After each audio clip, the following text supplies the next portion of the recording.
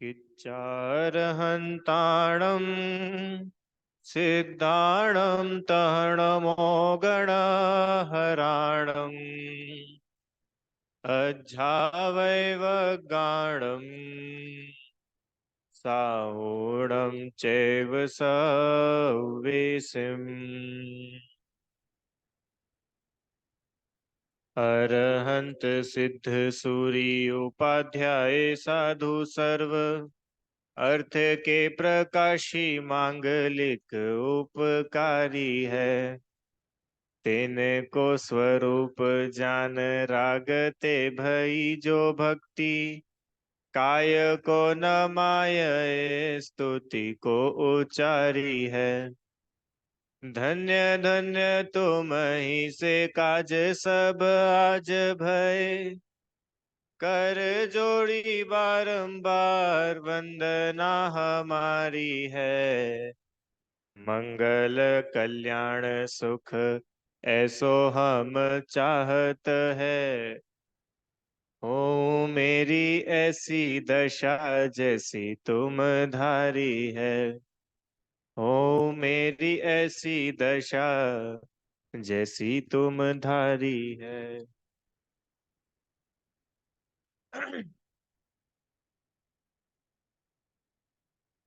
आज से नया चैप्टर अपन लोग शुरू कर रहे हैं, गति। ठीक है। आप लोगों ने ये गति के बारे में पहले कभी पढ़ा है या सुना? सुना तो सभी लोगों ने होगा। मनुष्य गति, अपन लोग मनुष्य गति में है। या पिछले चैप्टर में अपन ने बात की थी जाचू नहीं सुरवास, तो उसमें बात की थी कि मुझे स्वर्ग नहीं चाहिए। तो ये गतियां क्या होती है, कौन कौन सी होती है, इसके बारे में अपन लोग यहाँ पर चर्चा करेंगे। ठीक है, चलो।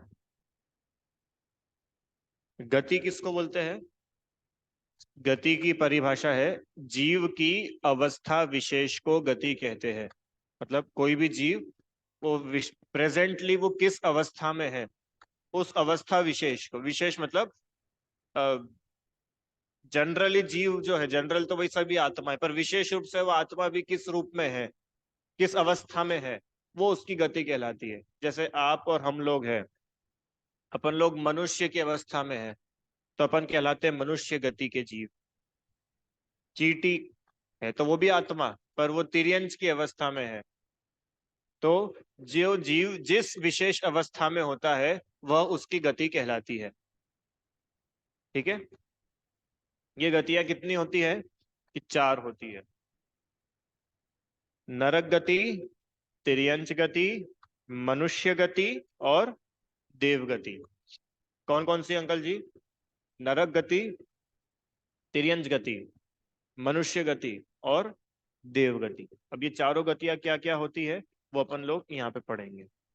तो पहले तो ये पता करें कि अब ये जो चार गतियां होती है, नरक तिर्यंच मनुष्य देव, अपन कौन है? मनुष्य। कौन है अपन? मनुष्य। सुनो, अपन सब तो है आत्मा। और हम और आप मनुष्य गति में हैं, इसलिए मनुष्य कहलाते हैं। अपन लोग मनुष्य क्यों हैं?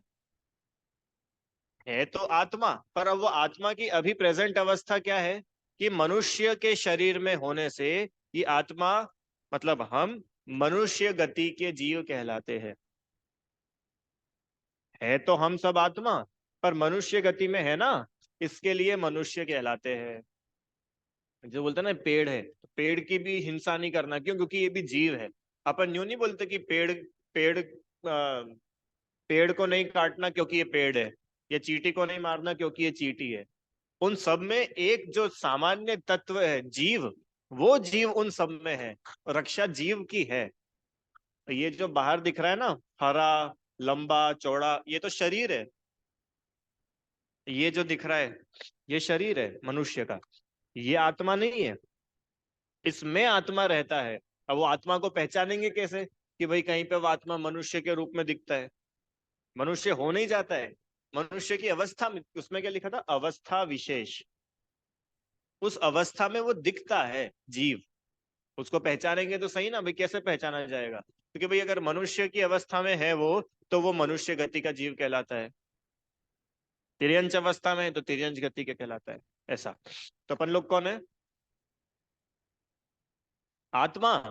अपन सब आत्मा है मनुष्य। कि भाई मनुष्य तो शरीर है, और इस मनुष्य शरीर में रहते हैं, या ये गति मनुष्य है, तो इसके लिए मनुष्य गति के होने से हम मनुष्य कहलाते हैं। जैसे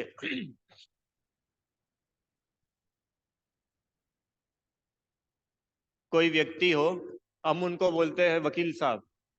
क्यों बोलते हैं वकील साहब? कि वकील की डिग्री होने से वे वकील साहब कहलाते हैं। समझ में? तो ऐसे ही मनुष्य गति में होने से हम मनुष्य कहलाते हैं। मनुष्य गति किसे कहते हैं? जब कोई जीव कहीं से मर के, कहीं से अपनी आयु पूरी करके मनुष्य शरीर धारण करता है, तब उसे मनुष्य गति कहते हैं। बहुत सिंपल है। जैसे आप और हम, अपन सब लोग हैं। अपन लोग इस लाइफ के पहले कहीं ना कहीं थे। आपको पता है ये मनुष्य गति में चारों ही गतियों से जीव आ सकते हैं। मतलब कोई मनुष्य मर करके वापस मनुष्य बन सकता है। कोई देव, वो मर करके सीधा मनुष्य बन सकता है। कोई नारकी, वो मर करके सीधे मनुष्य बन सकता है। और कोई तिर्यंच, वो भी मर करके सीधे मनुष्य बन सकता है। मतलब मनुष्य गति एक ऐसी गति है कि यहाँ से इनकमिंग भी चारों गतियों में से है, और यहाँ से आउट गोइंग भी चारों गतियों में है। मतलब जैसे अभी अपन लोग मनुष्य है ना अंकल जी, तो यहाँ से मर के अपन फिर से मनुष्य भी बन सकते हैं। अपन लोग यहाँ से मर करके तिर्यंच भी बन सकते हैं, नरक में भी जा सकते हैं, और देव भी हो सकते हैं। मनुष्य गति का ऐसा नियम है कि यहाँ से जीव, और ये चार ही नहीं, यहाँ से जीव सिद्ध भी बन सकता है। और सिद्ध गति वो सबसे लास्ट में बात करेंगे। तो मनुष्य गति किसको बोलते हैं? जब कोई जीव कहीं से मरकर, ये कॉमन है चारों की डेफिनेशंस में, जब कोई जीव कहीं से मरकर मनुष्य शरीर धारण करता है, तो उसको मनुष्य गति कहते हैं। उदाहरण, अपन सब मनुष्य। क्यों? ये अंकल जी, ये परिभाषा सही है क्या कि जो चलता फिरता है?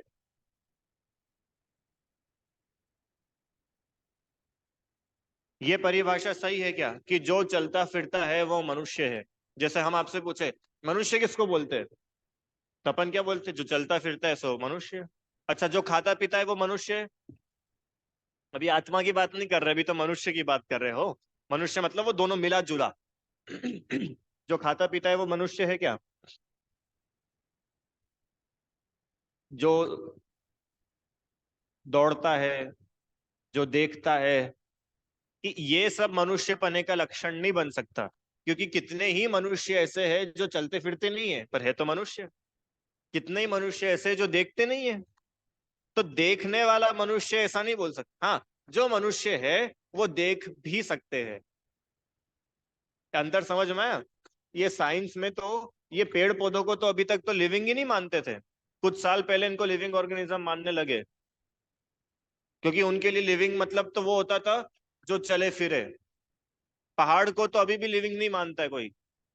अभी अपन पढ़ने वाले इसमें, ये पर्वत होते हैं ना, पर्वत, ये जीव है तिर्यंच गति के। अभी तिर्यंच गति में आएगा जब पढ़ेंगे उसको। ठीक है? आई क्या तिर्यंच? बोलो भाई, तिर्यंच किसको बोलते हैं? कि जब कोई जीव कहीं से मर करके तिर्यंच शरीर धारण करता है, उसको तिर्यंच कहते हैं, तिर्यंच गति कहते हैं। सिंपल है। मनुष्य में जब कोई जीव कहीं से मर के मनुष्य का शरीर किसी जीव ने धारण किया, जीव मनुष्य नहीं बना, उसने मनुष्य का शरीर धारण करा। मतलब वो ऊपर से मिली हुई एक डेजिग्नेशन जैसा है, जैसे वकील साहब। तो वो वकील साहब में कोई घुस नहीं गए वो वकील साहब नाम की चीज में। उन्होंने वो पढ़ाई करी तो वो वकील कहलाने लगे, डिग्री ली। तो ऐसे ही मनुष्य के शरीर में वो जीव आया तो वो मनुष्य कहलाने लगा। तिर्यंच के शरीर में कोई जीव आया तो उसको तिर्यंच गति का जीव कहते हैं। अच्छा, ये मनुष्य गति के जीव कहाँ कहाँ पे हो सकते हैं? नरक में। या अपन यूं बात करें, तीन लोग होते हैं ना, वो अधोलोक, मध्यलोक और ऊर्ध्वलोक। तो क्या अधोलोक में मनुष्य गति के जीव हो सकते हैं? पक्का? ऊर्ध्वलोक में मनुष्य गति के जीव हो सकते हैं? और मध्यलोक में मनुष्य गति के जीव हो सकते हैं? पक्का अंकल जी? तब मध्यलोक तो बहुत बड़ा है, तो क्या पूरे मध्यलोक में मनुष्य गति के जीव पाए जा सकते हैं क्या, कि नहीं? ये मध्यलोक में, ये जो मध्यलोक है ना, इस मध्यलोक की रचना ऐसी है कि एक है द्वीप, फिर एक समुद्र, अपन ने करी थी ना पहले बात, फिर उसको कवर करता हुआ एक द्वीप, फिर उसको कवर करता हुआ एक समुद्र। ऐसा सर्कल सर्कल के फॉर्म में उनका रेडियस डबल डबल डबल होता जाता है। जैसे 1 लाख योजन का है जम्बू द्वीप, तो 2 लाख योजन का है लवण समुद्र। मतलब सेंटर पॉइंट तो वही है, तो सेंटर से आपने 1 लाख योजन का विस्तार, फिर 2 लाख योजन, फिर 3, नहीं 4, फिर 8, ऐसे डबल डबल डबल होता होता बहुत सारे द्वीप और बहुत सारे समुद्र है। और ये सब कहाँ पे है? मध्यलोक में ही। तो क्या मध्यलोक, पूरे मध्यलोक में मनुष्य गति के जीव पाए जाते हैं क्या? तो उन्होंने बोला कि नहीं नहीं, सिर्फ 2.5 द्वीप में। आप लोगों ने सुना है 2.5 द्वीप शब्द? ये 2.5 द्वीप, 2.5 द्वीप क्यों कहलाया? कि ये 2.5 द्वीप है। 2.5 मतलब कैसा हुआ? एक द्वीप, फिर एक समुद्र, फिर दूसरा द्वीप, दूसरा समुद्र, और फिर तीसरा द्वीप का आधा हिस्सा। तो एक द्वीप, 2 द्वीप और आधा, तो कितना हो गया? 2.5। तो ऐसे 2.5 द्वीप जो है, इस 2.5 द्वीप के अंदर अंदर मनुष्य गति के जीव होते हैं। ये 2.5 द्वीप के बाहर मनुष्य नहीं होते। 2.5 द्वीप के बाहर मध्य लोक तो है, पर वहां पे मनुष्य नहीं होते। समझ में आया? अब मुझे, अब इतना समझ में आ गया, अब कुछ क्वेश्चन पूछूं क्या? जो सिमंदर भगवान है, विदेह क्षेत्र में 20 तीर्थंकर, वो 2.5 द्वीप के अंदर है कि 2.5 द्वीप के बाहर है? बाहर है।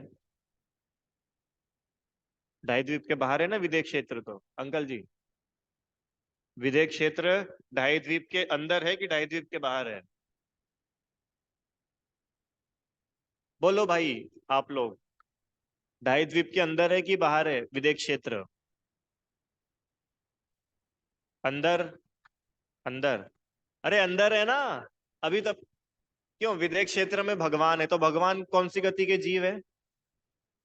मनुष्य। तो मनुष्य 2.5 द्वीप के अंदर ही तो थे, बाहर कहाँ होते मनुष्य? अरे 2.5 द्वीप के बाहर मनुष्य होते ही नहीं है। चाहे विदेह क्षेत्र हो, चाहे भरत क्षेत्र हो, चाहे ऐरावत क्षेत्र हो।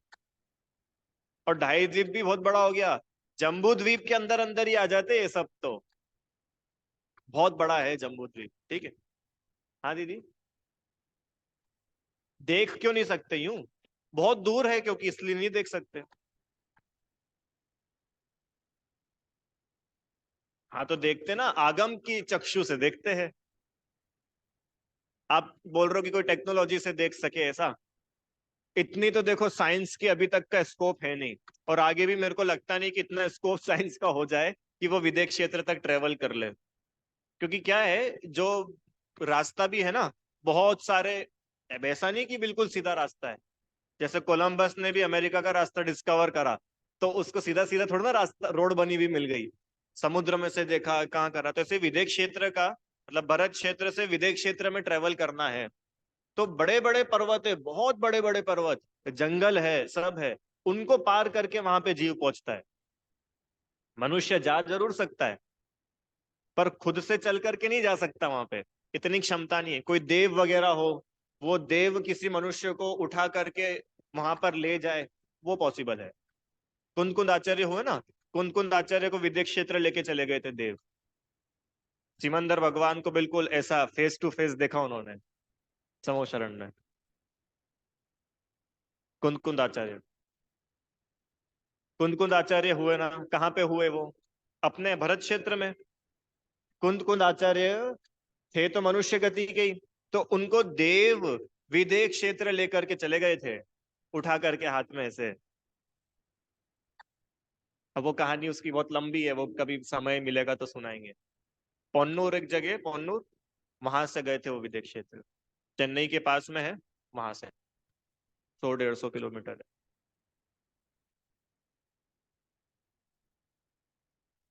हाँ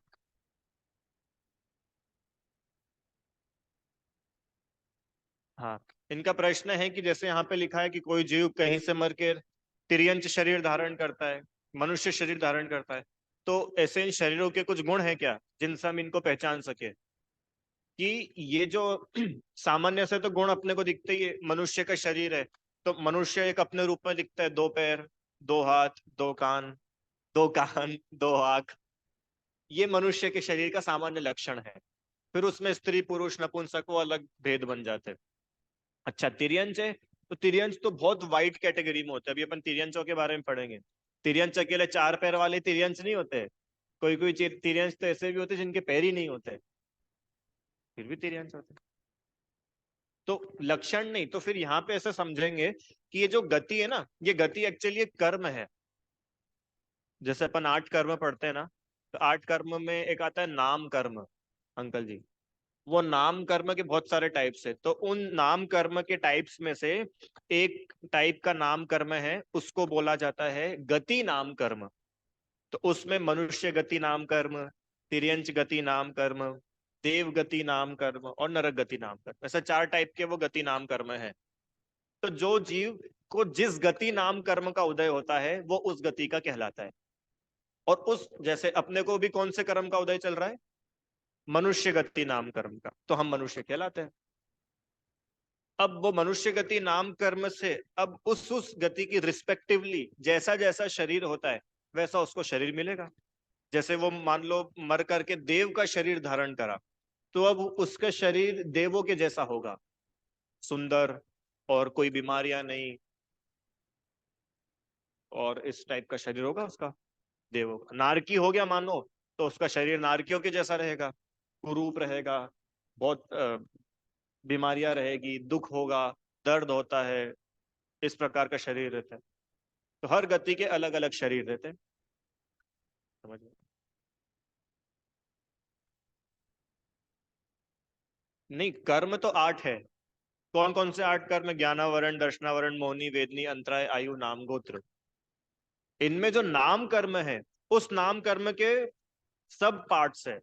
मतलब 8 तो मोटे मोटे ये बताए, अब वो जो 8 में से जो नाम कर्म है, वो नाम कर्म 93 टाइप्स का होता है।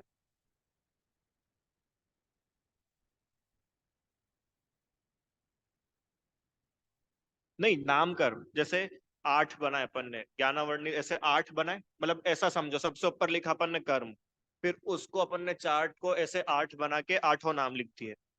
अब उसमें जो नाम कर्म है, उस नाम कर्म में नीचे 4 नहीं, 93, और उन 93 में से 4 है 4 गति।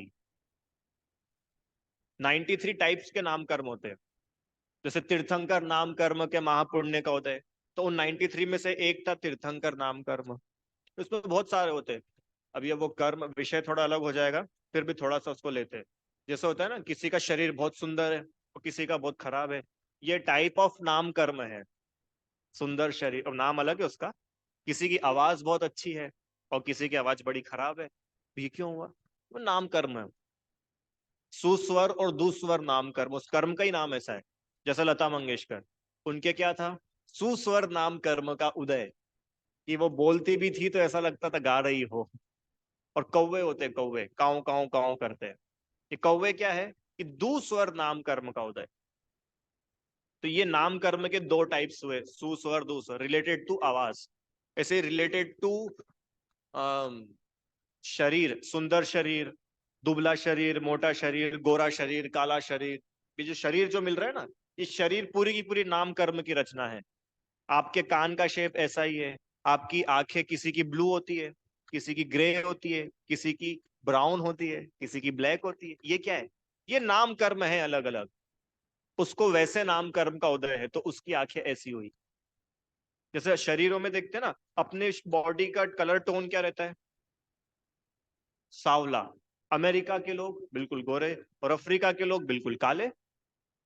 अब है सभी मनुष्य, पर वो मनुष्य गति नाम कर्म तो सबका सेम है, पर वो जो शरीर का जो नाम कर्म का उदय है सबका डिफरेंट डिफरेंट है। यहीं पे अपन देखते हैं कोई लंबा है, कोई ठिगना है, तो वो नाम कर्म है।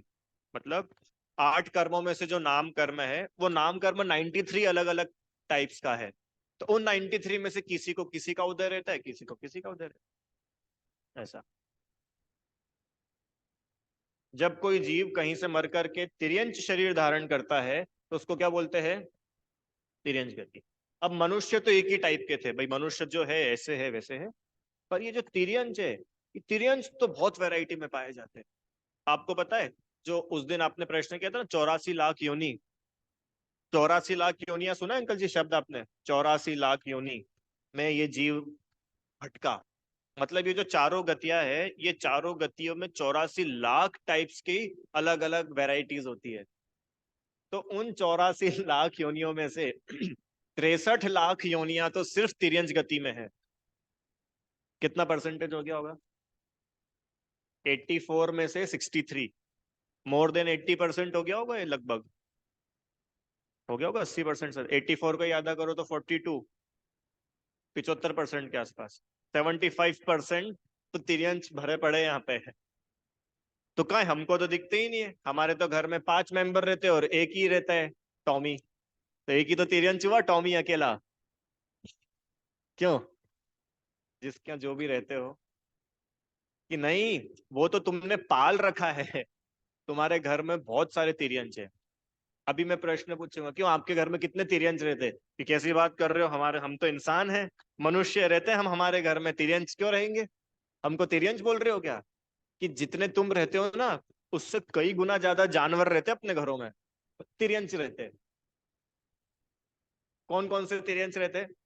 छिपकली, मच्छर, मक्खी, कीड़े चूहे आ जाते हैं, चींटी, ये सब क्या है? तिर्यंच ही तो है ये। अंकल जी पूरा पैसा आप लगा दो मकान बनाने में, और वो रहते मजे से। मकड़ी, मकड़ी रहती कि नहीं अपने मकान में? रहती। तो ऐसे तिर्यंच बहुत टाइप के होते हैं। अब कौन कौन से होते हैं, यहाँ पे कुछ एग्जांपल लिखे: हाथी, शेर, कबूतर आदि पशु पक्षी, बड़े जानवर जो है, हाथी शेर वगैरह। फिर थोड़े छोटे, मच्छर, तितली, भौरा, ऐसे उड़ने वाले छोटे जीव, इनको इंसेक्ट्स बोलते हैं, ये भी तिर्यंच होते हैं। और छोटे, चींटी, जू, लीख, मकोड़ा, और भी होते हैं, लट, शंख। ये जो शंख होता है ना, शंख बजाते हैं, ये जीव है तिर्यंच गति का। शंख अपना आप में जीव है।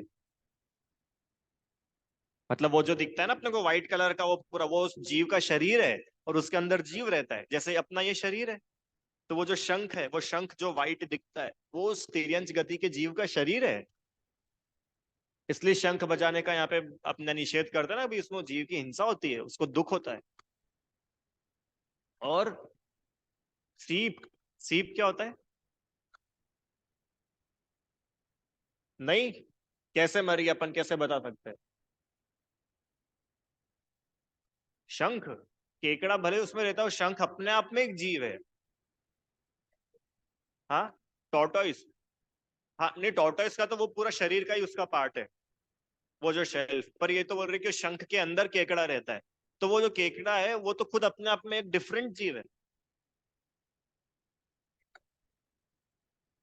नहीं, अब वो कैसे पता करें अपन कि उसमें जीव है कि निकल गया? निकल गया तो फिर तो चलो वो निकल ही गया जीव, अब तो खाली वो शरीर अकेला बचा है। पर वो उसकी क्या पहचान है? मैं पूछूंगा, मतलब मेरे को पता नहीं है। प्रोसेसिंग होती हो तो अलग बात है। हाँ, बॉडी छोड़ दिया मतलब वो हो गया फिर अचित्त। अब वो जीव उसमें से निकल गया, अब वो अकेला शरीर बचा है। जैसे ये होते हैं ना, सोना चांदी अपन पहनते हैं, ये नीचे आएगा, ये जो पढ़ रहे अपन, पृथ्वी, जल, अग्नि, वायु, वनस्पति, ये तिर्यंच गति के जीव होते हैं। ओ, है। जो बजाने में यूज करते हैं उसमें जीव नहीं होता है, ऐसा आप बोल रहे हैं? हाँ तो हो सकता है, पर अपन फिर भी क्यों, वो जीव की हिंसा होती है, फिर अपन उसको बजाओ, तो इसलिए उसको अवॉइड कर। सुनो, अब ये 5 अलग अलग कैटेगरीज है, आपको दिखा, ये अलग अलग 5 फॉर्म्स में लिखा। ये 5 क्या है? ये 5 है इंद्रिया। अब इंद्रिय अपन अगले भाग में पढ़ने वाले हैं। इंद्रिय मतलब sense organ, eyes, nose, ear, tongue, skin, या यहाँ पे यहाँ की भाषा में बोले तो स्पर्शन, रसना, घ्राण, चक्षु और कर्ण। तो अब नीचे से ऊपर चलो, ये जो लिखा ना, पृथ्वी, जल, अग्नि, वायु और वनस्पति। वनस्पति में ये सब पेड़ पौधे वगैरह सब, ये सब कहलाते हैं एक इंद्रिय जीव। एक इंद्रिय जीव मतलब इनके पास में पांच में से सिर्फ एक ही इंद्रिय होती है।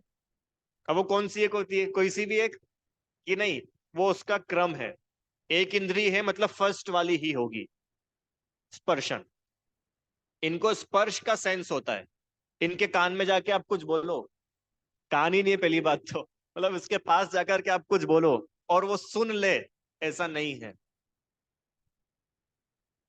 कितने लोग पेड़ को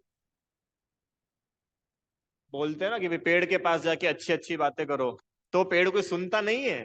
तो फिर हमने देखा तो है, अच्छी बात करने से अच्छी वाइब्स होती है और उस वजह से वो खिलखिला जाता है। और किसी पेड़ को रख के आप उसके आसपास खूब नेगेटिव बातें करो, वो मुरझा जाता है। ऐसे एक्सपेरिमेंट्स करे साइंटिस्ट ने। तो ये कैसे हुआ? कि वो स्पर्शन इंद्री का ही खेल है पूरा। वो जो वाइब्स उसको मिलती है, वाइब्रेशंस जो मिलते हैं, उस हिसाब से उसका परिणमन होता है। तो ये एक इंद्रिय जीव होते हैं। अभी आगे पढ़ेंगे एक एक के बारे में। फिर ऊपर लिखा है लट, शंख, सीप, केंचुआ। ये होते दो इंद्रिय जीव। मतलब इनके पास कौन कौन सी दो इंद्रिय होती है? आंख और कान की नहीं, स्पर्श और रस, ऐसा याद रखो, ऐसा यूं। तो स्पर्श मतलब ये टच, फिर रस। दो इंद्रिय जीव के पास कौन कौन सी इंद्रियां होंगी? स्पर्श और रस। कोई सी भी दो नहीं, फर्स्ट दो। लट होती है, लट। लट देखिए कहाँ पे आती है? सब्जी, बच्चा मटर में बोल रहे हो?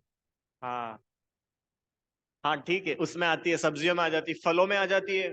चीकू वगैरह में, सीताफल में कितनी आती है, उसी कलर की रहती है, दिखती भी नहीं है। अब ये सब दो इंद्रिय जीव होते हैं। तिर्यंच गति के जीव है, ये एक जीव है। उसने तिर्यंच का शरीर धारण किया है और वो दो इंद्रिय है उसके पास में। उसको टेस्ट होता है, जब भी तो खाने की चीजों में रहता है, वो उसको खाता रहता है, खाता रहता है। लट। और भी है, शंख वगैरह, सब दो इंद्रिय जीव है। फिर चींटी, जू, लीख। रस मतलब टेस्ट, स्पर्शन, रसना, घ्राण। रसना मतलब टेस्ट, चखने की क्षमता है उनमें। चख, अब रस तो पुद्गल में होता है और आप तो जीव बोल रहे हो। स्पर्श रस गंध वंध पढ़े थे ना, कि होता तो पुद्गल में, पर उस निमित्त से जीव को भी उतना उतना ज्ञान होता है। जैसे स्पर्श, अपने पास में स्पर्शन इंद्रिय है कि नहीं? है ना? तो अपने को छू करके ज्ञान हो जाता है, गर्म है, ठंडा है।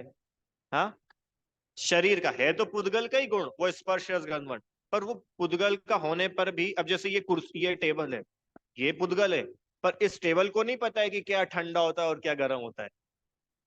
वो तो जो उसमें आत्मा हो, तो आत्मा ज्ञान कर पाए कि ठंडा है कि गर्म है। तो ऐसे ये शरीर है, मुर्दे शरीर को कोई ज्ञान नहीं होता।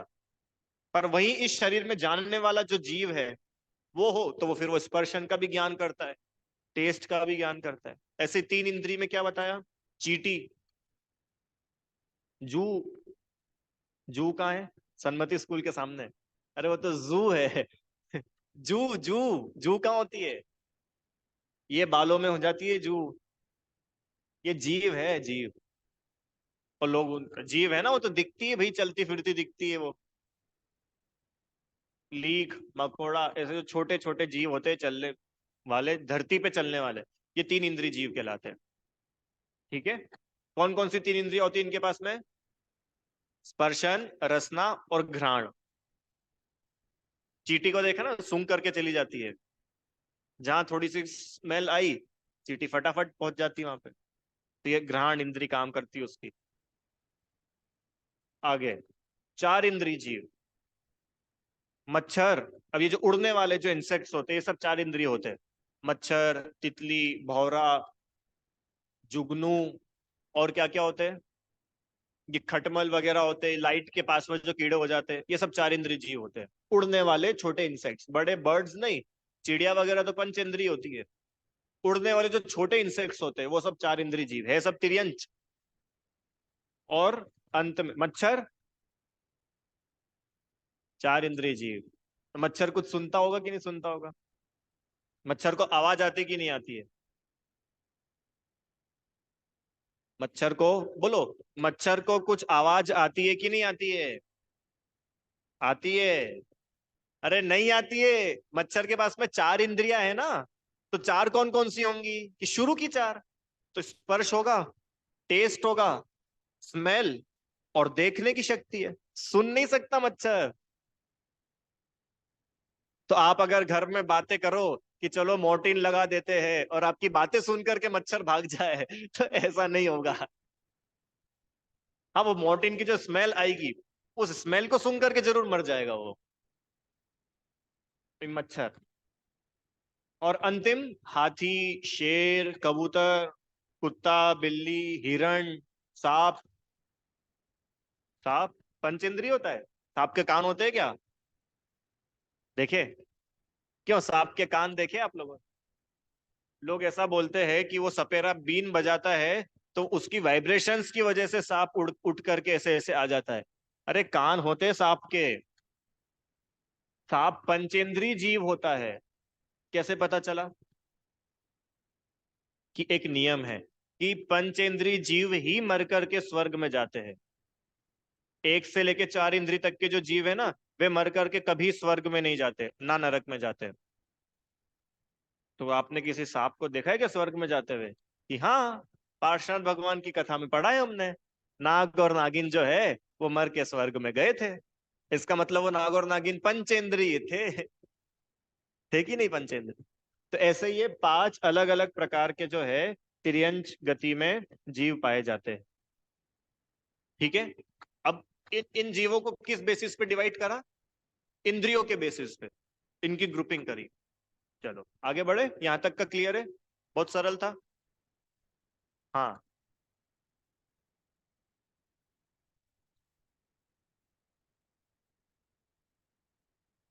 नहीं, मच्छर मरा तो वो मर करके स्वर्ग में और नरक में नहीं जा सकता। अब मच्छर मर के मनुष्य हो सकता है कि नहीं वो मैं देख के बताऊंगा आपको। नहीं, तिर्यंच में तो पांच प्रकार के तिर्यंच हो गए ना।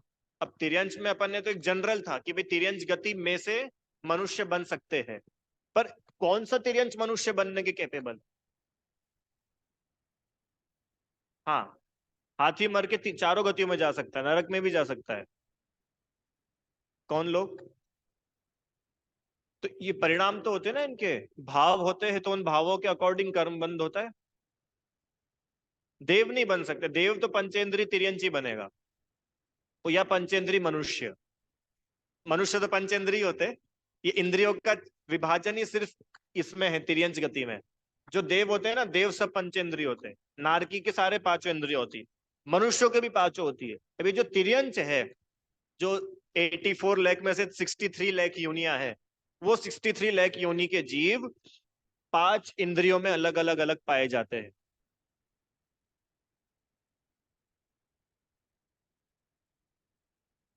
नहीं। क्या? हाँ, नहीं, वो डायरेक्ट उसमें जा सकता है कि नहीं पंचेंद्री में, या पंचेंद्री तिर्यंच बनेगा, या मच्छर मर के मनुष्य बन जाए। स्वर्ग और नरक में तो नहीं जा सकता क्योंकि वहां का तो नियम है कि भाई पंचेंद्री जीव ही जाएगा। पर मनुष्य के लिए ऐसा नियम नहीं है। मनुष्य में तो एक इंद्रिय जीव भी मर के मनुष्य हो जाता है। आपको पता है भरत चक्रवर्ती थे ना, भरत चक्रवर्ती के 100 पुत्र निगोद में थे, निगोदिया जीव थे। वहां से मर के सीधे मनुष्य हो गए और उसी भाव में मोक्ष चले गए थे। है ना, अभी आएंगे आगे। वनस्पति है ना, वनस्पति का टाइप है निगोदिया। चलो ठीक है, इतना वो मैं विषय बताऊंगा देख करके आपको। चलो आगे चलो भैया।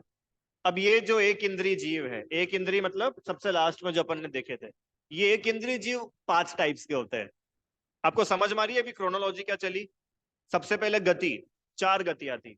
मनुष्य, तिर्यंच, नरक और देव। तो मनुष्य गति किसको बोला था अंकल जी? कोई जीव कहीं से मरकर मनुष्य का शरीर धारण करता है। अपन सब, अपन मनुष्य गति के जीव। तिर्यंच गति की कोई जीव कहीं से मरकर तिर्यंच का शरीर धारण करे, वो तिर्यंच गति। अब ये तिर्यंच गति में बहुत टाइप्स के जीव होते हैं। तो उनको टाइप्स में डिवाइड करने के लिए हमने क्या करा? इंद्रियों के बेसिस पे कि एक इंद्रिय तिर्यंच, दो इंद्रिय, तीन इंद्रिय, चार इंद्रिय और पंच इंद्रिय तिर्यंच। तो अब जो एक इंद्रिय जीव वो कौन कौन से होते हैं, कि वो 5 प्रकार के होते हैं। पृथ्वी, जल, अग्नि, वायु और वनस्पति। पृथ्वी, जल, अग्नि, वायु और वनस्पति। अभी आप लोगों के लिए एक होमवर्क दे दूं क्या? आपके लिए होमवर्क है, बहुत सिंपल है। आप लोगों को आलोचना पाठ में से ये ढूंढना है कि कहीं पे ये 5 प्रकार के एक इंद्रिय जीवों का नाम लिखा है क्या। पृथ्वी, जल, अग्नि, वायु, वनस्पति। अब इसके बारे में पढ़ते हैं। पृथ्वी होती है ना, पृथ्वी, ये पृथ्वी जीव है एक इंद्रिय। हाँ, आपको याद आ गई क्या लाइन? हाँ, पृथ्वी बहु खोद कराई। अरे मैं बता क्यों रहा हूं, आप लोग मेहनत नहीं करोगे फिर। करना मेहनत, चलो। तो ये जो पृथ्वी, पृथ्वी मतलब होता है धरती, जमीन, या पृथ्वी एक टाइप का जीव जिसका शरीर ही पृथ्वी है, वो जीव कहलाता है पृथ्वी कायिक। जिसका शरीर ही वायु है, ये हवा बहती है ना, हवा, ये हवा जीव है। मुनिराज पंखा क्यों नहीं चलाते? कि पंखा चलेगा तो वो हवा घूमेगी और वो वायु का एक जीवों की हिंसा होगी, इसलिए मुनिराज पंखा नहीं चलाते। बिजली का बिल आ जाएगा इसके लिए नहीं कि भाई अब कमाने जाओ बिजली का बिल भरने के लिए, कि बिजली बिजली के बिल के चक्कर में नहीं, वायु का एक जीवों की हिंसा होती है। मुनिराज अपने हाथ से, कितनी गर्मी लग रही हो, अपने हाथ से पत्ता उठा करके हवा नहीं करते। कोई दूसरा कर देवे वो अलग बात है, अपने हाथ से पत्ता उठा के हवा भी नहीं करते। क्यों? क्योंकि मुनिराज हर एक प्रकार की जीव की हिंसा के त्यागी होते हैं। तो ये जो वायु है ना, वायु, जैसे मैंने यहां से यहां हाथ हिलाया, तो ये वायु का एक जीव मर गए इतने सारे।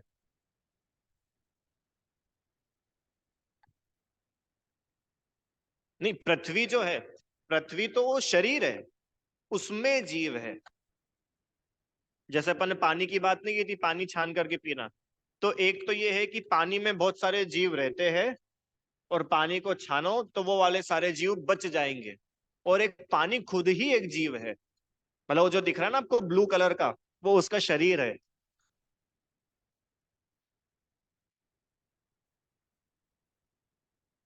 जल खुद एक जीव है, जल में जीव तो रहते ही है, पर जल अपने आप में एक जीव है।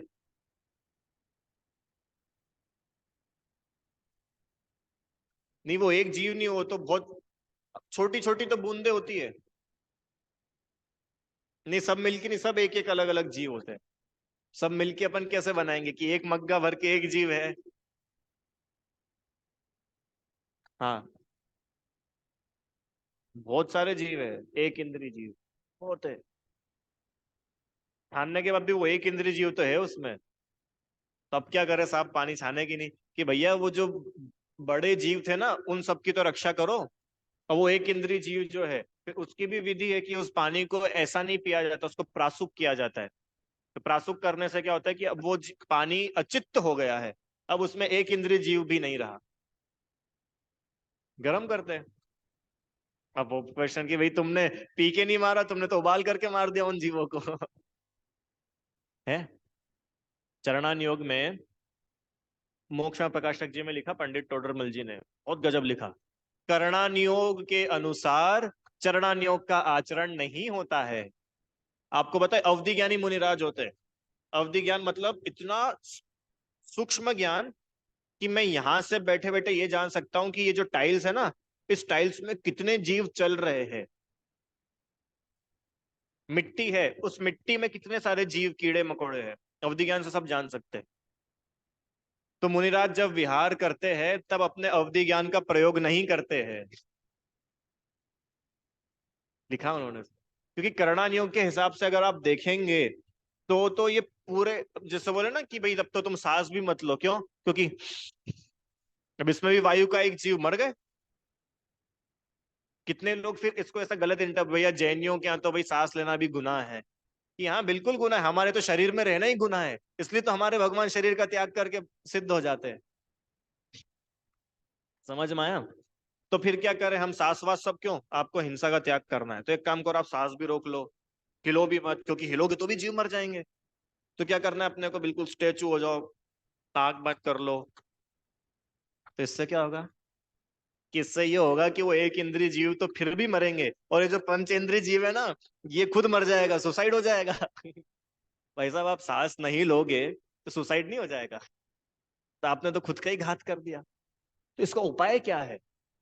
उपाय ये है कि अभिप्राय में हम जीवों की हिंसा ना रखें। ये जो पानी छानने की पूरी प्रोसेस है ना, आपको पता है, कोई कितना ही मोटे से मोटा छन्ना लेके आ जाए, कितने ही कुएं से पानी छाने, उल्टा मत पकड़ना कोई भी, ध्यान से सुनना संभल करके, कोई कितना ही सावधानी से पानी छाने, उसके बाद भी ऐसी बिल्कुल गारंटी नहीं है कि 100% जीवों की रक्षा हुई ही होगी। पर उसको 100% जीवों की रक्षा करने का पुण्य जरूर लगेगा, क्योंकि उसके इंटेंशन में सभी जीवों की रक्षा का भाव था। इसके लिए तो वो मोटा छन्ना लेके आया, इसके लिए तो वो उसने इतना चौड़ा छन्ना लिया और वो सब चीजें करी, जीवानी करी। अगर उसके इंटेंशन में जीवों की रक्षा का भाव होता ही नहीं, तो वो करता क्यों ये सब काम? समझ में आए? तो पानी अपने आप में एक जीव है, उसकी हिंसा का पाप कि वो फिर इंटेंशन, कि आपका अभिप्राय उसको मारने का नहीं होना चाहिए। और जो अपन गृहस्थ है ना, अपन लोगों को तो एक इंद्रिय जीव की हिंसा का त्याग नहीं होता है। ये जो है ना, अगर गृहस्थ एक इंद्रिय जीव की हिंसा का त्याग कर दे, अब तुम खाना खा के बताओ, चलो, बिना अग्नि जलाए भोजन बना लोगे क्या? और वो अग्नि खुद अपने आप में जीव है। आपको पता है, एक बार अपन ने गैस ऑन किया तो वो अग्नि का एक जीव पैदा हुआ, और आपने गैस बुझाया ना, वो अग्नि का एक जीव मर गया। समझ में आया? अब क्या करें अपन? समझ में, ये पांचों प्रकार के पहले देख लेते। पृथ्वी, वायु, अग्नि समझ में आए, जल भी समझ में आया, और वनस्पति मतलब पेड़ पौधे और ये सब वनस्पति कहलाते हैं। झाड़, सब्जियां, ये सब वनस्पति के और टाइप से, वो भी आगे पढ़ेंगे। अब प्रश्न अपना ये उठता है कि भैया आपने इतने सारे जीव बता दिए, इतनी सारी इंद्रियां बता दी, अब हम करें क्या? खाना वाना भी छोड़ दे, क्या करें हम? कि नहीं, अननेसेसरी जीवों को नहीं मारना। भोजन बनाने के लिए गैस जलाना पड़े तो जलाओ, पर टाइम पास बैठे हैं तो टाइम पास बैठे बैठे लाइटर जला रहे हैं। वो होता है ना ऐसा घुमाने वाला लाइटर, बस जलाया, बुझाया, जलाया, बुझाया। ये महापाप है। रहते हैं ना बच्चे, वो क्या करते हैं ऐसे, अब बचपन में किया कि नहीं, अपन ने माचिस ली और माचिस को ऐसा ऊपर टिकाया और ऐसा कर दिया, तो वो जलती हुई जाती है और बुझ जाती है। तो वो अननेसेसरी है, वो मतलब आप उसको अवॉइड कर सकते थे, उसका महापाप है। तो गृहस्थ के लिए आचार्य देव ने उपदेश दिया कि 2 से लेकर के 5 इंद्री तक के जीवों की तो आप हिंसा का त्याग करो, और ये जो एक इंद्री जीव है ना, 5 टाइप के, इनको व्यर्थ में मत मारो। व्यर्थ में इनकी हिंसा नहीं, जैसे पानी के बारे में ही पढ़ा था, व्यर्थ में पानी मत ढोलो, जितना काम है उतना यूज करो। पर अब पाइप चालू करके खड़े ही हो गए, फोन पे बात कर रहे हैं, इधर टंक मोटर चालू कर दी और पानी बह रहा है, ये व्यर्थ के पाप है, इनसे बचना चाहिए। समझ में आया? तो 5 प्रकार के एक इंद्री जी, एक इंद्री मतलब ये पांचों जो जीव होते हैं, पृथ्वी, जल, अग्नि, वायु, वनस्पति, इनको सिर्फ टच का सेंस होता है। अभी जो अब वो सोने चांदी की बात, जो पहाड़ होता है, पहाड़, पहाड़ अपने आप में जीव है, पृथ्वी का एक। खदानें होती है ना, खदान, एक इंद्री जीव है। जमीन, एक इंद्री जीव है, पृथ्वी का एक। तो फिर सोना चांदी जो होता है, इसमें जीव होते कि नहीं होते? जो आपके पास में आभूषण बन करके आया, ब्रेसलेट, नेकलेस वगैरह सब, कि अब इसमें से जीव निकल गया है। आपको पता है सोना कैसे बनता है? कैसे बनता है सोना? कि बस ऑर्डर दे दो और बन के आ जाता है। अरे वो ऑर्डर ऑर्डर की बात नहीं चल रही, आता कहां से सोना? कि खदान होती है, और उस खदान के अंदर सोना रहता है। तो जो खदान के अंदर जो सोना है ना, वो जीव है, पृथ्वी का एक जीव। अब वो निकलता है, उसकी प्रोसेसिंग होती है, उसको अग्नि में तपाया जाता है। अग्नि में तपाने से उसके अंदर के जो जीव है वो सारे जीव नष्ट हो जाते हैं। अब वो जो सोना का बिस्किट बन करके आया, या जो भी गहना बन करके आया, उसमें अब एक भी जीव नहीं है, पृथ्वी का एक। समझ में आया? तो ऐसे ही सभी लगाना, डायमंड ये पृथ्वी का एक जीव, क्योंकि वहीं से निकला ना, धरती में से। ये सारे जितने स्टोन्स होते हैं, नवरत्न होते हैं, ये सब जीव है एक इंद्री। कौन से वाले? पृथ्वी का एक। ऐसे ही वायु का एक जीव हवा, ये वायु का एक जीव है हवा। और क्या है? अग्नि का एक, देख लिया, आग, बिजली है ना, बिजली, बिजली अग्नि का एक जीव होती है। बिजली अग्नि का एक जीव है। इसलिए व्यर्थ में लाइट पंखे नहीं चलाना। जरूरत हो तो तुम 1000 चला लो, पर जहां जरूरत नहीं हो वहां तो एक 0 वोल्ट का बल्ब भी नहीं जलना चाहिए। ध्यान है, अपन ने उसमें पढ़ा था संकल्प हिंसा में, कि कोई व्यक्ति खेती करता हो तो भले ही हजारों लीटर बिना छने पानी डाल दो, पर अपने पीने के लिए एक गिलास भी अगर पिएगा तो छान करके पिएगा। याद आया? रत्नाकरण शावकाचार में देखा था ना अपन ने। तो वो संकल्प ही हिंसा का त्यागी होता है। कितना बढ़िया हिंसा का मैनेजमेंट है। जल, जल के बारे में देख ही लिया अपन ने। अब जल अकेला वही नहीं, बर्फ भी अपने आप में जल का एक जीव, वो सब। और वनस्पति के और भेद है, वो अपन देखते हैं। समझ में आ रही है भैया अब अपन कहाँ तक पहुंच गए? गति, गति 4 थी, मनुष्य, नरक, तिर्यंच, देव। तो अभी मनुष्य अब तिर्यंच में आए। तिर्यंच भी 5 प्रकार के थे, 1 इंद्री, 2 इंद्री, 3 इंद्री, 4 इंद्री और 5 इंद्री। अंकल जी, अब जो 1 इंद्री तिर्यंच है उसमें भी और 5 टाइप्स है, पृथ्वी, जल, अग्नि, वायु और वनस्पति। अब ये जो वनस्पति है, वो वनस्पति भी 2 प्रकार की है। एक होता है साधारण वनस्पति और एक होती प्रत्येक। बस ये लास्ट टॉपिक है आज का। एक होता है साधारण वनस्पति, अंकल जी, और एक होता है प्रत्येक वनस्पति। अभी इतना गजब का है, कितने लोग ऐसा लॉजिक देते हैं कि तुम लौकी भी तो खाते हो, लौकी में भी तो जीव मरते, वनस्पति का ही। क्यों? गिलकी में भी तो जीव मरता है, टमाटर में भी मरता है, नींबू में भी मरता है। तो तुम ऐसा बोलते हो कि आलू नहीं खाना, तुम ऐसा बोलते हो कि गाजर मूली नहीं खाना, और तुम भी तो खा ही तो रहे हो। क्यों? कितने लोग ऐसा देते लॉजिक, मांस नहीं खाना, और तुम भी तो उस जीव को मार के खा रहे हो। पेड़ को तोड़ के खाया, अपने पत्ती खाई, तो वो जीव को दुख दुख हुआ कि नहीं हुआ? हुआ। तो सुनो, दोनों में जमीन आसमान का अंतर है, दोनों एक समान नहीं है। इनमें रहने वाले जीवों की संख्या में बहुत अंतर है। ये जो लौकी होती है ना, लौकी होती है प्रत्येक, प्रत्येक मतलब इंडिविजुअल, प्रत्येक प्रत्येक प्रत्येक। साधारण मतलब जनरल। तो ये जो लौकी, तुरई, गिलकी, ये जो सब्जियां अपन खाते हैं ना, ये प्रत्येक वनस्पति है। प्रत्येक वनस्पति मतलब एक शरीर, और उस शरीर में रहने वाली आत्मा भी एक। मतलब हर एक आत्मा को एक शरीर है, या हर एक शरीर के लिए एक एक आत्मा है। प्रत्येक इंडिविजुअल है सबकी एक एक। मतलब एक शरीर है ना, जैसे ये पूरा एक पेड़ है, लौकी, तो एक ही आत्मा है उसमें। एक लौकी में रहने वाला जीव एक ही है।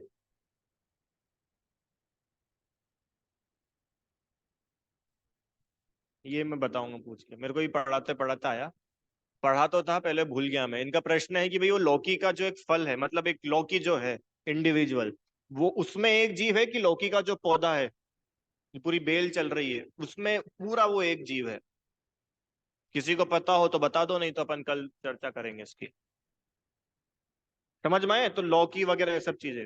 और जो साधारण वनस्पति होती है, साधारण मतलब जनरल, जनरल डिब्बा होता है ना, जनरल डिब्बे में कौन सी सीट किसकी?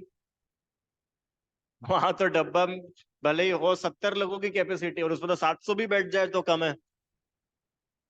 तो ये साधारण वनस्पति का ऐसा काम है, शरीर तो है एक, और उस शरीर का स्वामी, शरीर का स्वामी मतलब उस शरीर में रहने वाले जीव कितने हैं? 2, 3, अनेक, अनंत।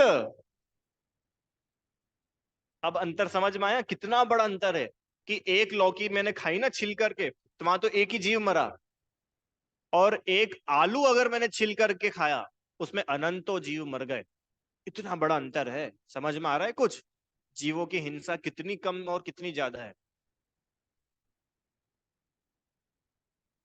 हम तो वो लौकी भी बुरी मानते हैं, इसलिए अष्टमी चतुर्दशी को तो हरी भी नहीं खाते, कि वो एक इंद्रिय जीव की भी क्यों हिंसा होवे। ये हरी नहीं खाने के पीछे क्या कंसेप्ट है? कि वो एक इंद्रिय जीव है ना जो प्रत्येक वनस्पति है, उनकी भी हिंसा नहीं हो पर्व के दिनों में। इसलिए दक्ष लक्षण अष्टानी का अष्टमी चौदस इस दिन हरि का त्याग कर देते।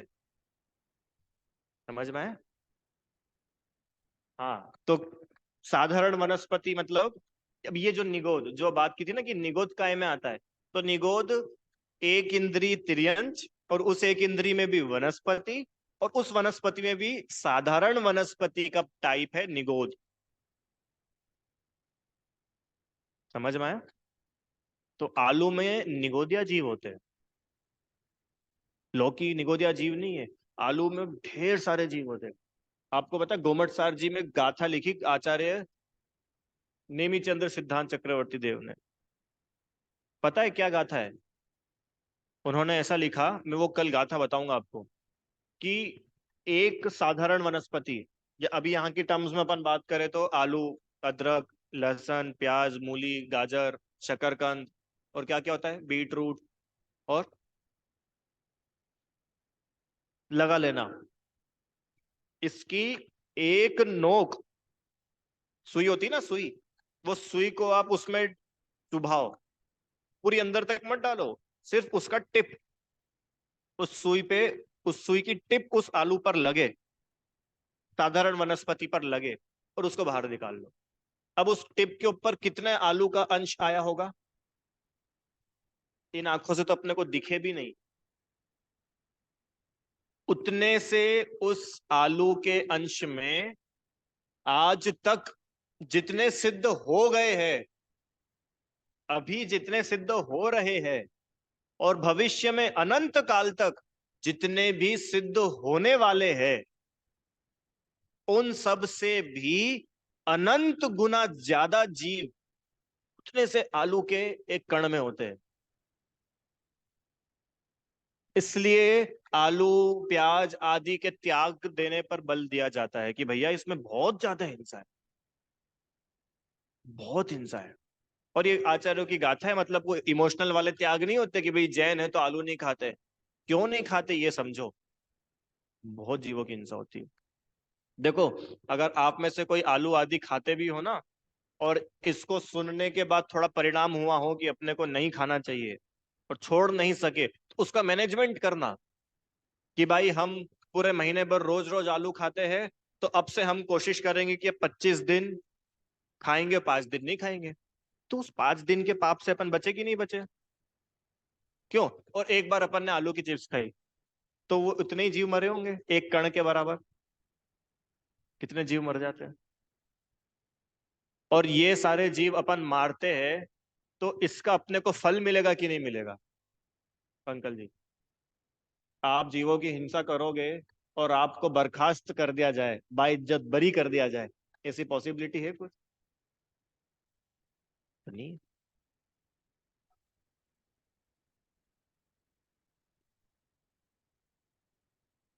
हम्म।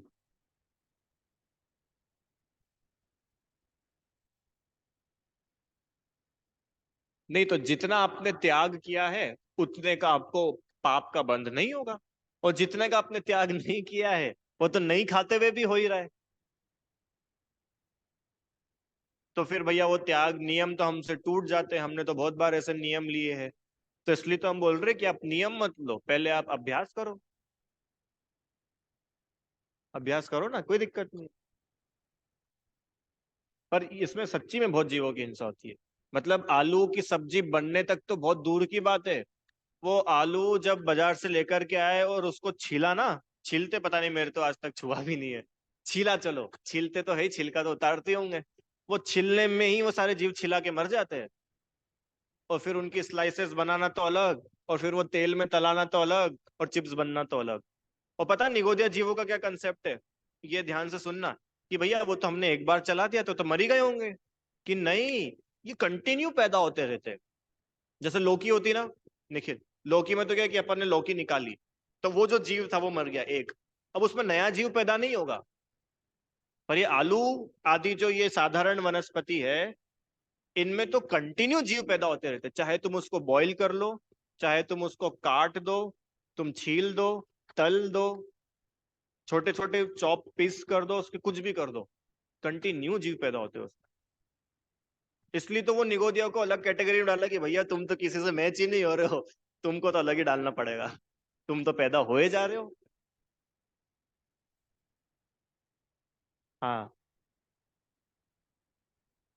किसकी मेडिसिनल, इनका प्रश्न है कि भाई हम स्वाद के लिए नहीं खा रहे, पर कोई कोई चीज में औषधीय गुण होते हैं। हाँ। हम्म। गार्लिक क्या होता है? लहसुन। हाँ, अदरक है, लहसुन है, ये हम स्वाद के लिए नहीं खाते, पर वो उसमें दवाई के रूप में अगर खा ले तो क्या समस्या है?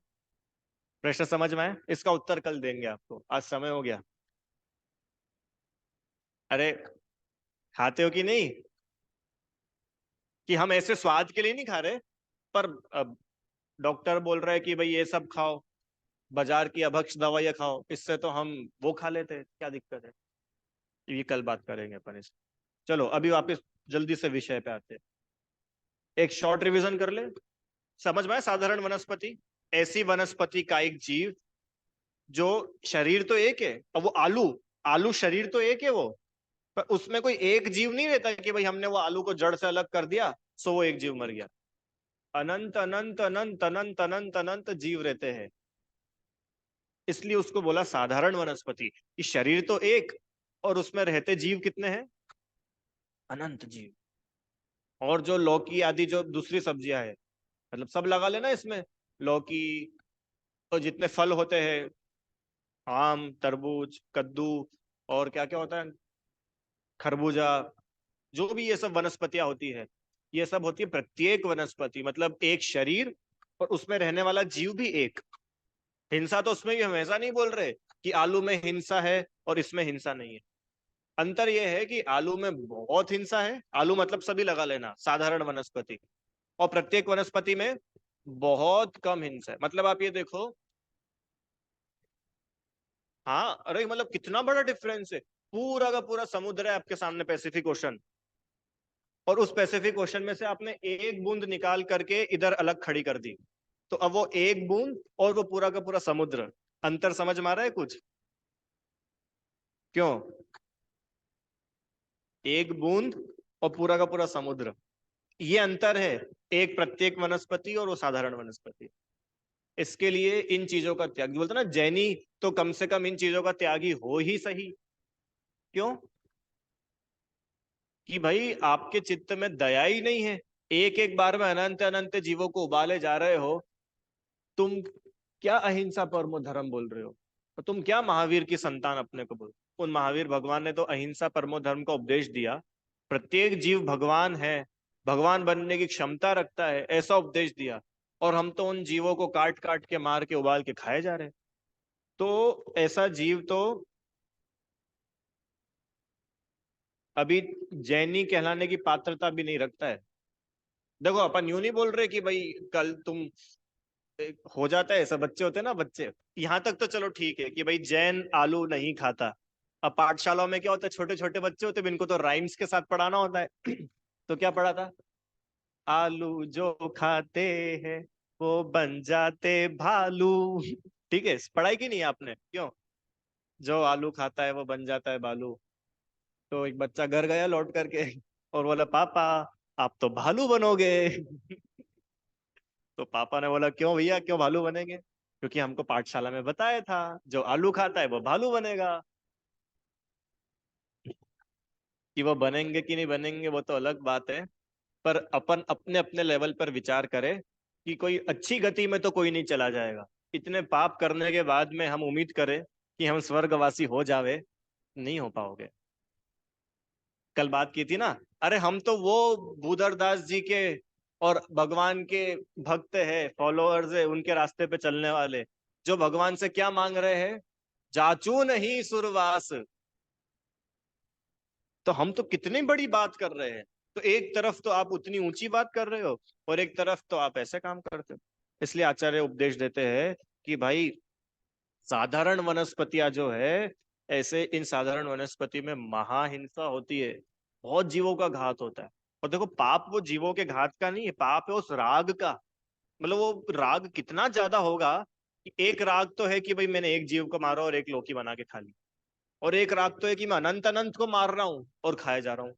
तो वो राग का लेवल समझ रहे हो अंकल जी, कितना ज्यादा डिफरेंस है, वो उस राग का पाप है। तो हम इस राग को मैनेज करें, कम करें। मतलब पढ़ने के बाद भी अपन ऐसे ही ना बने रहे कि अब चलो वो तो जो होता है सो होता है। कोशिश करो कम से कम इतना हम लोग सब नियम लेवे, जो भी साधारण वनस्पति खाता हो। और अकेला खाने की बात नहीं है, सभी चीजों में है। खाना तो उसका मेजर पार्ट है। लोग कितने तो ऐसे होते हैं, वो बाल धोते अंडे से, है ना, होता है ना वो शैम्पू में क्या क्या बोलते कंडीशनर। तो भाई हम खा थोड़ा ना रहे, हम तो बालों में लगा रहे कि भैया वो जीव मर रहे कि नहीं मर रहे। अंडे तो बात ही बहुत दूर है।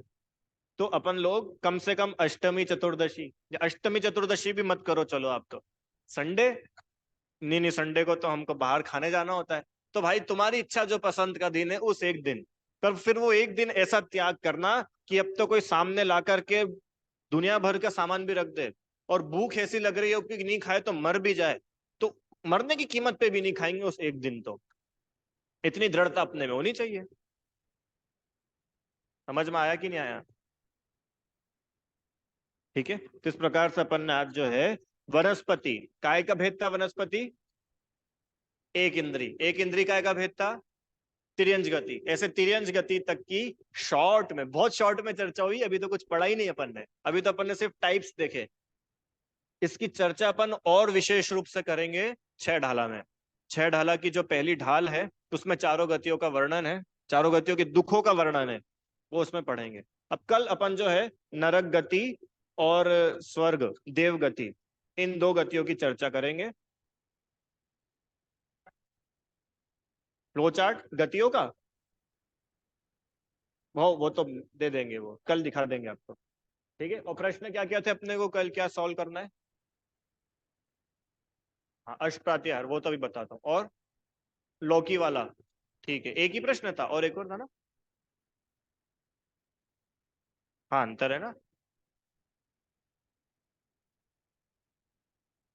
नहीं बहुत अंतर है, अष्ट प्रत्याहार और अष्ट द्रव्य में तो बहुत अंतर है। अष्ट द्रव्य भगवान की पूजा करने के लिए किए जाते हैं, अष्ट मंगल द्रव्य, हाँ वो अलग है। और अष्ट प्रात उसमें तो कांच रहता है और ये सब चीजें, वो अलग है। वो बताता हूँ मैं, देख के बता। हाँ मेडिसिनल, एक तो मेडिसिनल यूज वाला वो कल डिस्कस करेंगे, और ये प्रत्येक वनस्पति का कैसा है वो कल डिस्कस। ठीक है, चलो और किसी का कोई प्रश्न है क्या? क्या प्रश्न है? क्या हम घंटों के हिसाब से भी रख सकते हैं जमीकंद को एक दिन में? देखो भाई जैसा रखना है सो रखो, मूल बात यह है कि अपना राग टूटना चाहिए। तो पता चला हम ऐसा नियम ले ले कि देखो भाई भगवान, नाउ आई एम स्लीपिंग, सुबह 6 बजे तक मेरा आलू खाने का त्याग है, तो वो तो आप यूं भी नहीं खा रहे थे। समझ में आया? और ये तो देखो ये आगम की आज्ञा नहीं है, ये जो मैं आपको बता रहा हूं ना, ये तो एक अभ्यास है। क्योंकि आलू बहुत ज्यादा यूज किया जाता है।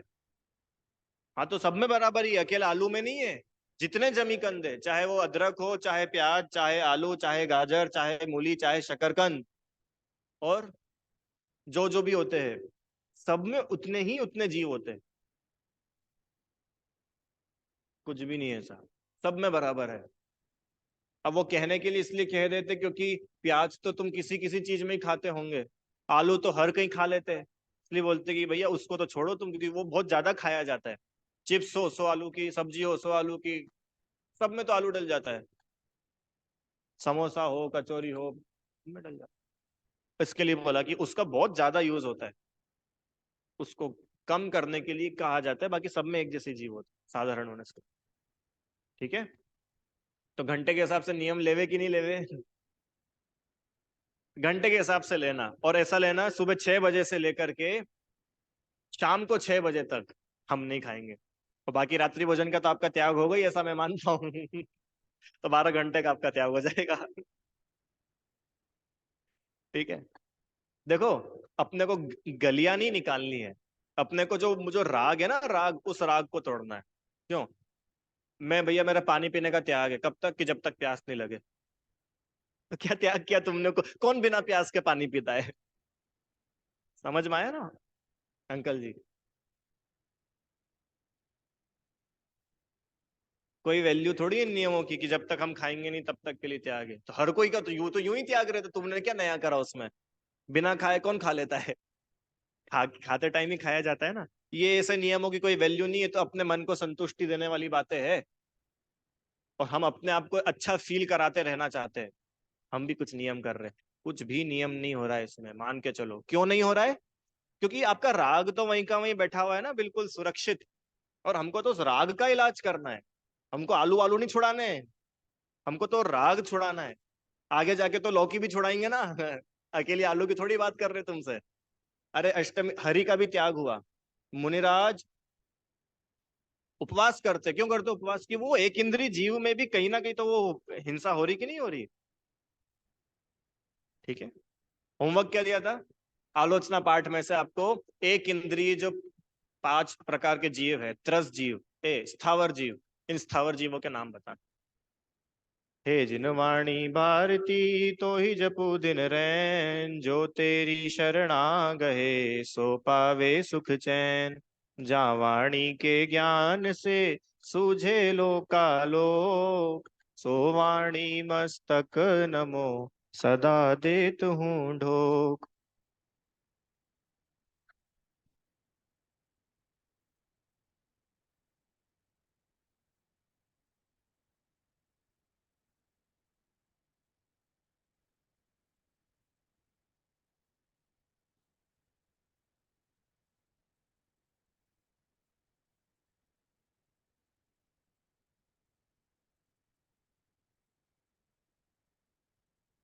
जय बोलिए द्वादशांग में जिनवाणी माता की जय हो। महान जैन धर्म की जय।